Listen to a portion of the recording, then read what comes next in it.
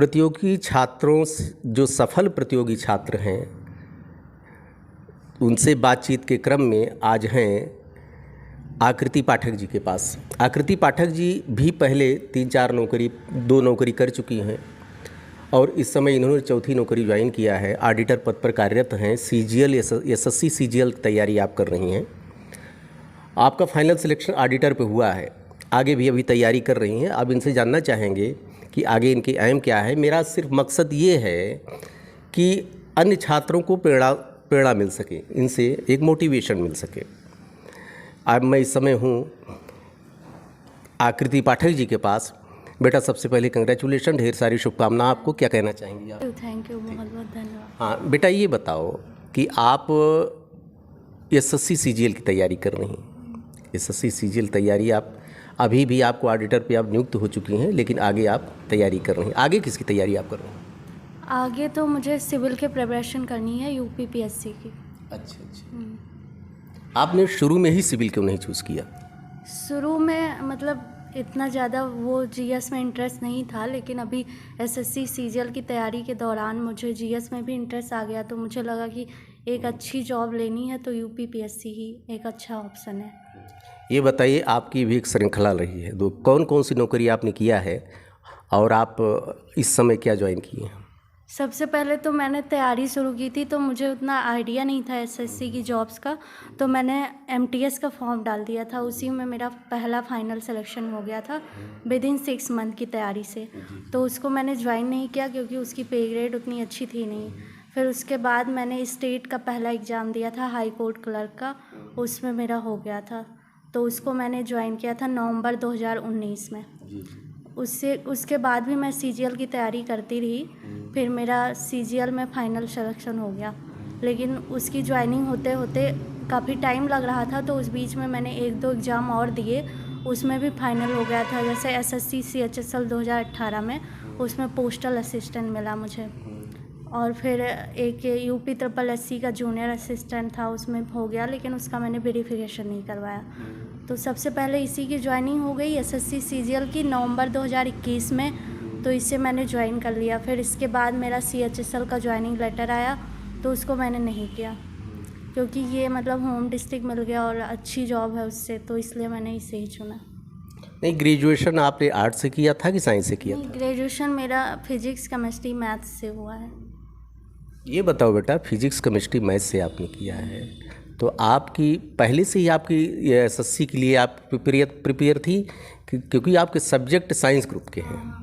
नहीं, तो पहले से हम इसके लिए नहीं थे। पहले मेरा बीटेक करने का मन था। इंटर के बाद मैंने बीटेक की काउंसलिंग भी कराई थी, लेकिन फिर मैंने देखा कि लोग एसएससी की तरफ ज़्यादा जा रहे हैं, फिर एक जॉब होना बहुत ज़रूरी लग रहा था, तो इसलिए मैंने बीटेक ना करके बीएससी किया। और उसके बाद फिर ग्रेजुएशन के बाद मैंने दिशा करियर इंस्टीट्यूट से अपनी तैयारी शुरू की एसएससी सीजीएल की। ये बताइए कि जीएस को लेकर लोग डर जाते हैं। कोई भी कंपटीशन होता है, जैसे स्पेशली आप तो साइंस ग्रुप की रही हैं, आपके लिए और भी चैलेंजिंग था। जो आर्ट के लिए होते हैं कुछ सब्जेक्ट उसमें टैली करते हैं, जैसे आपका हिस्ट्री हुआ, ज्योग्राफी हुआ, पॉलिटिकल साइंस हुआ, तो कैसे आपने जीएस कवर किया? जीएस तो मैंने सब्जेक्ट वाइज पढ़ा। वैसे एसएससी सीजीएल के लिए ज़्यादा जीएस पढ़ने की ज़रूरत नहीं होती। प्री में केवल 25 क्वेश्चंस आते हैं, मेंस में मैथ्स और इंग्लिश का पूरा रोल रहता है, तो इसलिए मैंने जीएस एसएससी के लिए लूसेंट से पढ़ी, घटना चक्र से पढ़ी, मतलब स्पेसिफिक जहाँ से ज़्यादा क्वेश्चंस आते हैं एसएससी सीजीएल में वहीं से तैयारी की। सब्जेक्ट वाइज जो दिशा में नोट्स बनवाए जाते थे उसको पढ़ा, बस उतने से ही हो जाता है प्री में। तो नहीं, मैथ और इंग्लिश की तैयारी कैसे किया? मैथ्स और इंग्लिश वही क्लास नोट से और प्रैक्टिस, ज़्यादा से ज़्यादा प्रैक्टिस। क्लास में इतने टेस्ट करा दिए जाते हैं कि प्रैक्टिस हो जाती है, बाकी अपना घर पे कई ऑनलाइन प्लेटफॉर्म से भी प्रैक्टिस किए थे मेंस के लिए। जैसे टेक्स्ट बुक हो गया, यहाँ से बहुत सारे टेस्ट लगाए तो स्पीड बन गई थी। बाकी कोचिंग में बहुत सारे टेस्ट होते हैं मेंस आने के पहले, तो वहाँ से काफ़ी अच्छी तैयारी हो गई थी। और मैथ्स का मेरा बैकग्राउंड भी काफ़ी अच्छा रहा है। मैंने 10th यूपी बोर्ड में 100 में 100 स्कोर किए थे। अच्छा। हाँ। ये बताओ बेटा कि क्या कोचिंग का कितना महत्व है?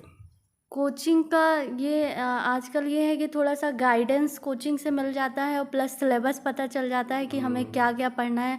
अगर हम खुद से पढ़ते हैं तो बहुत ज़्यादा ब्रॉड पढ़ते हैं और फिर एग्ज़ाम ओरिएंटेड नहीं पढ़ पाते। मतलब नॉलेज तो आपको मिलेगी लेकिन एग्ज़ाम ओरिएंटेड मैटर्स आपको नहीं मिलते। तो कोचिंग ज्वाइन करने से आपको एग्ज़ाम ओरिएंटेड मैटर्स मिलते हैं, नोट्स मिलते हैं, प्लस गाइडेंस मिलती है कि हम कैसे करें तो हमारी स्पीड अच्छी होगी, क्योंकि एसएससी में स्पीड का बहुत बड़ा रोल है। आते हुए क्वेश्चन भी छूट जाएं तो फिर क्या फ़ायदा। तो कोचिंग का बड़ा रोल होता है मेरे अकॉर्डिंग तो।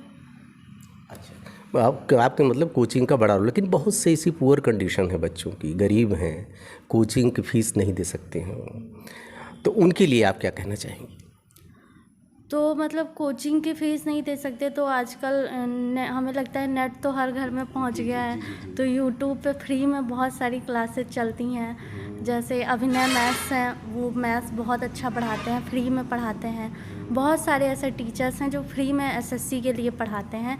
तो हमें लगता है थोड़ा बहुत नेट अफोर्ड करने की सब में आजकल वो हो गई है, तो नेट से हम बहुत सारी सुविधाएं पा सकते हैं और यूट्यूब उसमें सबसे बड़ा मतलब रोल है यूट्यूब का।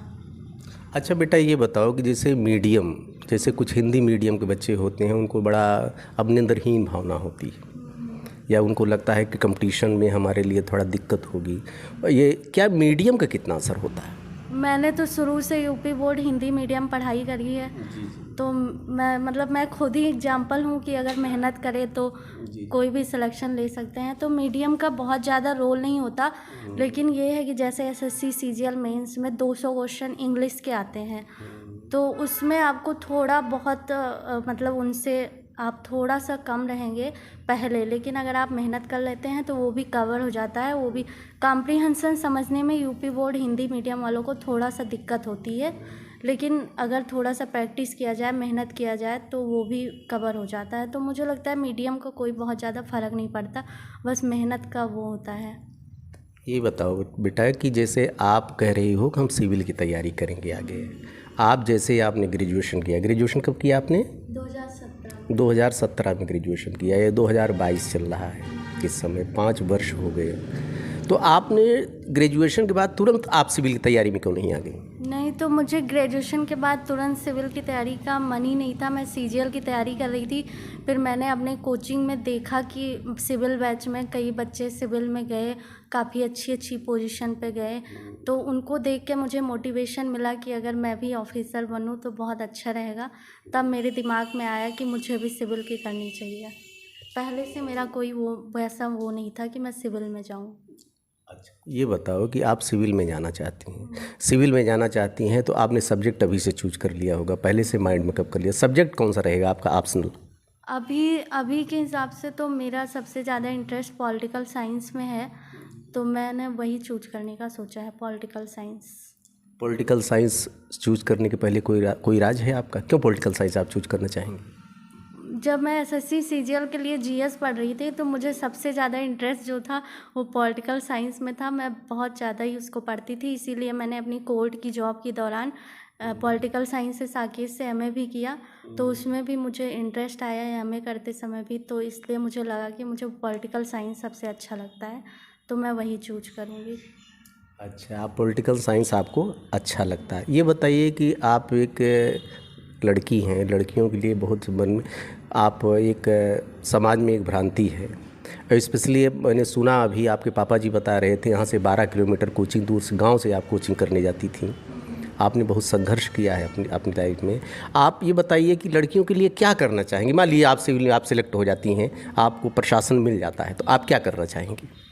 तो मैं अपने स्तर से तो ये करना चाहूँगी कि लड़कियों में जागरूकता फैलाना चाहूँगी कि वो मतलब आपको साधन आपके लिए कोई मायने नहीं रखते। अगर आप में मेहनत करने का जज्बा है तो फिर आप कुछ भी कर सकते हैं। मैं अपने स्तर से उनके लिए जहाँ पे कोचिंगें अवेलेबल नहीं हैं, मैं खुद चाहूँगी कि वहाँ पे कोचिंगें इस्टेब्लिश हों, मतलब कोई प्लेटफॉर्म बने स्टडी कराने का, तो जिससे वो आसानी से वो स्टडी उन तक पहुँच सके। तो मैं तो यही करना चाहूँगी कि ज़्यादा से ज़्यादा शिक्षा लड़कियों में पहुँचे, जिससे वो और ज़्यादा स्ट्रांग हो, इंडिपेंडेंट हो। और आजकल गर्ल्स के लिए सबसे बड़ा मतलब इंडिपेंडेंट होना सबसे बड़ी उनकी वो है मजबूती। अच्छा, ये बताइए कि अब आपको मोटिवेशन कहाँ से मिला जो कि नौकरी के लिए जो है, क्योंकि लड़कियों के लिए जैसे बच्ची पैदा होती है, मैंने कई वीडियो में कह रखा है कि पेरेंट्स को उसके विवाह की चिंता पहले हो जाती है, शादी के लिए ज़्यादा चिंतित हो जाती हैं। आपको मोटिवेशन कहाँ से मिला? मुझे तो मोटिवेशन अपनी फैमिली से, अपने मम्मी पापा से ही मिला है। शुरू से उनको स्ट्रगल करते देखा तो यही सोचा कि मतलब कुछ बन के उनको प्राउड फील कराएं, तो इसी मोटिवेशन में पढ़ते थे कि कभी कुछ बन जाएं बस।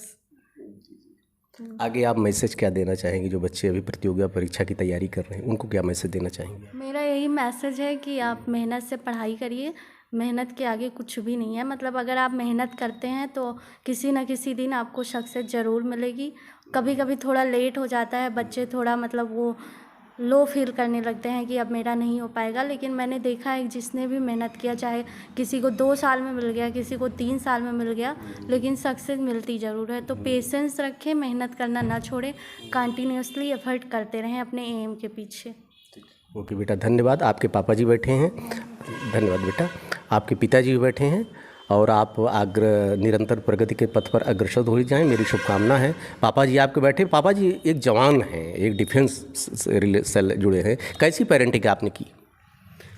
हमारी शुरू से ही यही उम्मीद थी कि बच्चे लोग आगे बढ़ें, और आने जाने के लिए कठिनाई तो बहुत पड़ती थी। सोचते थे कि दिशा से कैसे नाका से जाएंगे 2 किलोमीटर, नाका से पैदल जाना था, लेकिन बच्चे अपने आप ही जागृत होते गए और अपने गए कोचिंग में एडमिशन करवाए, अपने आप ही सब कुछ गए।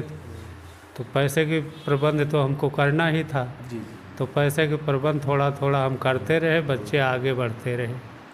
आपकी मम्मी नहीं है बेटा, नहीं तो कुछ सवाल करती उनके लिए, क्योंकि देखिए पापा जी खुद कह रहे हैं कि पैसे के प्रबंध में इनका समय ज़्यादा जा रहा था। हाँ तो वो तो हाँ, क्या कहना चाह रही हो बेटा? नहीं, मैं जैसे मैं बोल रही हूँ कि हम तीनों बहनें ही हैं, तो अच्छा। पापा जॉब पे रहते थे, तो हम लोग जैसे कोचिंग में एडमिशन कराना हुआ या कहीं जाना हुआ तो हम लोग सब खुद से करते थे। तो मतलब पापा को बहुत ज़्यादा डिस्टर्ब नहीं करते थे, तो पापा अपना ड्यूटी पे रहते थे। मैं खुद अपना एडमिशन कराने दिशा में गई थी, तो वही पापा कह रहे हैं। एक चीज़ और पापा इसे पूछना चाहूँगा, आज के समय में सर ऐसा है कि बच्चियों के मामले में लोग विवाह के संदर्भ में ज़्यादा गंभीर होते हैं, उनकी एजुकेशन के लिए कम। आप क्या कहना चाहेंगे? हमने अभी भी तैयारी में लगे हैं और आज तक अभी भी नहीं सोचा है कि शादी कर दें, और इन्हीं लोगों की तैयारी में लगे हैं कि आगे से आगे बढ़ें, और बच्चों को यही दिशा निर्देश देते हैं कि यही मन लगाओ पढ़ने में और सब खुराफात छोड़कर केवल पढ़ाई करो बस। आपकी बहन भी है यहाँ पे हमारे साथ में, आ जाओ बेटा, इधर इधर आ जाओ। नाम क्या तुम्हारा? मेरा नाम आरजू पाठक है। क्या एम है आपका? मेरा एम अभी तो एसएससी सीजीएल ही है। मैं भी एसएससी सीजीएल की प्रिपरेशन कर रही हूँ। ठीक बेटा, तैयारी करो बहुत अच्छी। एक चीज़ मैं जानना चाहूँगा बेटा आकृति आपसे कि उनके पेरेंट्स के लिए भी थोड़ा आप बताइए। एक बच्चों को संदर्भ, लड़कियों के संदर्भ में बहुत ज़्यादा वो बहुत लोगों के मन में आज भी, कितना भी हमारा आज़ादी के बाद इतना दिन हो गया, लेकिन अभी सोच लोगों की बदली नहीं। आप एक उदाहरण है कि आपने 12 किलोमीटर यहाँ से कोचिंग आपने ट्रिप किया, कोचिंग 12 किलोमीटर जाती थी आती थी। आपके सामने बहुत से चैलेंज आ जाए, क्या चैलेंजेज है आज बच्चियों के सामने? हमें लगता है जो रूरल एरिया में रहते हैं उनके लिए तो सबसे बड़ा चैलेंज यही है कि 15-20 किलोमीटर कोचिंग अप डाउन करना। लेकिन तब भी मैंने देखा है कि मेरे जैसे दिशा में ही है बच्चे कुमारगंज से पढ़ने आते हैं 40-40 किलोमीटर से, तो कहीं ना कहीं उनके पेरेंट्स की सोच ऐसी होगी कि वो अपने लड़कियों को इतनी दूर भेज रहे हैं। तो मुझे लग रहा है कि जो लड़कियां नहीं जाती हैं उनके पेरेंट्स को भी ऐसा सोचना चाहिए कि फर्स्ट प्रायोरिटी होनी चाहिए कि उनके बच्चे इंडिपेंडेंट बने, फिर सेकेंड उनकी प्रायोरिटी शादी वगैरह की होनी चाहिए। सबसे पहले अपने बच्चों को सक्सेस बनाए, उससे मतलब उनका भी नाम होता है और बच्चे इंडिपेंडेंट अलग होते हैं, वो तो अलग बात है। दिशा इस समय उनके अखिल सर को मैं देख रहा हूँ बहुत अच्छा है, क्या कैसा है उनके यहाँ का सिस्टम? दिशा मतलब इसके एसएससी के लिए तो बहुत ही ज़्यादा अच्छी कोचिंग है, और अखिल सर का मोटिवेशन हम लोग के लिए बहुत बड़ा रोल अदा करता है। अखिल सर जो मोटिवेशन देते हैं क्लास के दौरान, उसका बहुत बड़ा रोल है। बाकी अखिल सर, शमसी सर इंग्लिश पढ़ाते हैं, मैंने रोहन सर से मैथ्स पढ़ी है, तो सब काफ़ी अच्छे टीचर्स हैं। अंजनी सर हैं, साकेत के प्रोफेसर हैं, उनसे मैंने ज्योग्राफी पढ़ी है जीएस में। तो सारे टीचर वहाँ पे बहुत अच्छे हैं और मतलब पूरे फैजाबाद डिस्ट्रिक्ट में मुझे लगता है कि दिशा से अच्छी कोचिंग कोई और नहीं है। बेटा धन्यवाद, आप लोगों ने समय दिया हमको। आपको भैया धन्यवाद, आप बच्ची आपको भी ढेर सारी शुभकामना।